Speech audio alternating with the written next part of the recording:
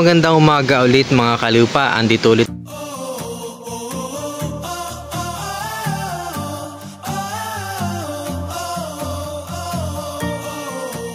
tayo sa ating bagong property dito sa Buena Vista, Quezon, Barangay Mabuntag. So ito ay beachfront. Ito yung daan niya. Ayan, pasok dyan ng 4 wheels. Maganda naman yung daan niya at buhangin naman siya. Ayan, matigas. So meron, ito yung harapan ng beach. Kasama siya dun sa bukabuuhan ng property, pero ando sa dulo yung binebenta na 1,000 square meter lang. Mula sa Provincial Road, nasa 3 minutes lang siguro or wala pa papasok dito.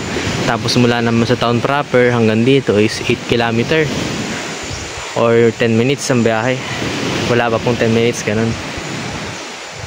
Kasi ang kalsada naman po niya ay cemented po. Maganda po ang daan, hindi po malubak, hindi rin pumaputi kasi sementado na po siya. So ito po yung beachfront, nakadugsong po nung binibenta. Pero andun po sa unahan yung binibenta niya. So ito lang po yung kabuuhan niya. So ayan po, ito po yung buhangin niya. Ayan po, kitang-kita niyo po yung pagka white sand po niya. So sa ngayon po is maulan po dito. May sama po ng panahon kaya hindi po kita yung buhangin niya. So lapitan po natin yung binebentang property na may sukat na 1,000 square meter po. So kagandahan nga po nitong beach na to ay meron po siyang dalawang resort na katabi.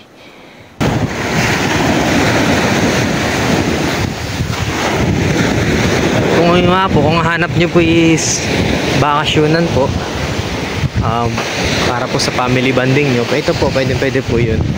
So mula po dito na po nagsisimula yung sa 1,000.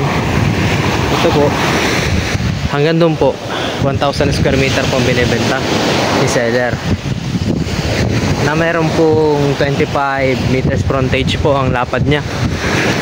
So pagka medyo nalilitan daw po sa frontage ng 1,000 square meter, magbibigay daw po siya kahit 2,000 square meter na ibebenta niya para lumawak po yung frontage niya. So hanggang po dyan, sako pa po yan. Yan po, flat po siya, patag. Hanggang doon po sa may balsa na yun.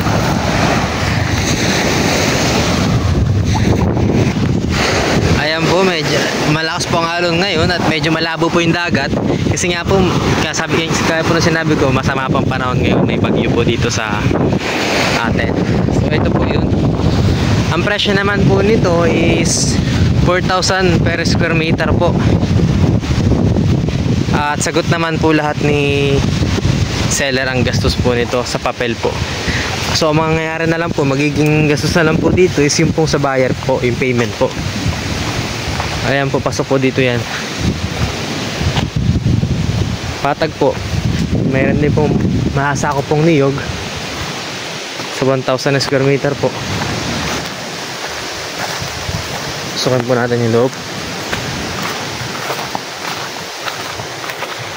Ayan po. Pwede po dito magtayo ng kahit rest house po or kubo po, para pag babakasyon po kayo is meron po kayong tutuluyan. Dito po pwede po dito. Beachfront pa rin naman po, para hindi po kayo mag-alinlangan na malapit sa dagat. Ayan, pwede po dito. Ayan po, patag po siya.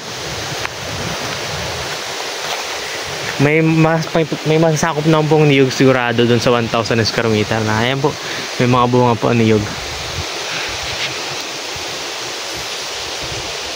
For vacation po, sa mga gusto po ng ating beachfront, pwede po ito. Bibihira po ang ganitong beachfront na sagot na po ni seller ang gasto sa papel. Sana po lahat ng gagasto sa papel. Yan. Ang sa buyer na lang po is payment na lang po, ano. Ito po yun, daan. Maganda po siya pagka hindi po malabo ang tubig, kasi masama po kasi panahon kaya malabo talaga ang dagat natin. Pero kung sa buhangin po, white sand po yan. Ayan po, white sand po yan.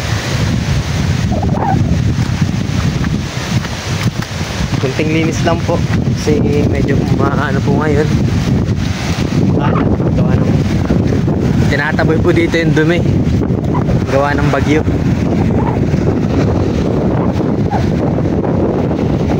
Ayan po, white sand po, white sand po yan. Ganda po ng ano, pagka white sand.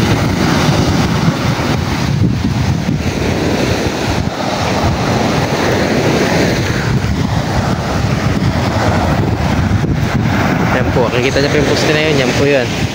Pag ganun po, papasok po dyan, 1,000 square meter po. Malawak na po, 1,000 square meter na po yun. So, yun lang po kung kaya, saka kung interested po kayo dito sa property na to, sa beachfront na to, is lalagay ko po dito sa video ko yung contact number ko po na available din pang WhatsApp saka Viber po. PM lang po kayo sa mga gusto po.